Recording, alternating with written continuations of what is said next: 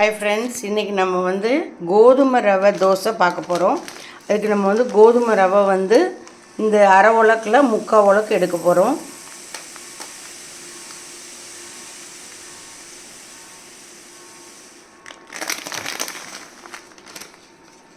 இதை வந்து நம்ம மிக்சியில் போட்டு ஒரு அடி அடிச்சுட்டு இதோட இதே அளவு வந்து அரிசி மாவு, இதே அளவு கோதுமை மாவு எடுத்து மூணையும் ஊற வைக்க போகிறோம். ஒரு 1/2 hour கரைச்சி ஊற வச்சுருக்கணும்.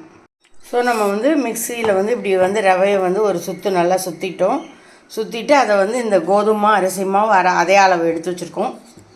அதோடு போட்டுட்டு நம்ம வந்து 1.5 டம்ளர் தண்ணி ஊற்றி உப்பு போட்டு அதை வந்து கரைக்கப்போம்.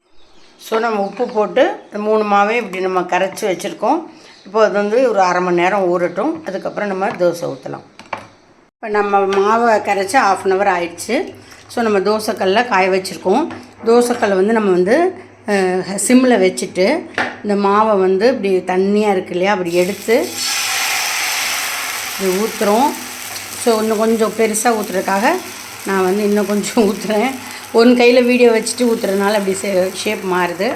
ஸோ நம்ம கொஞ்சமாக எண்ணெய் விட்டுட்டு இதை வந்து மூடி வச்சிடலாம். மூடிட்டு ஹையில் வச்சிடலாம். ஸோ நம்ம அடுப்பை வந்து ஹையில் வச்சுருக்கோம். தோசை வெந்துடுச்சு.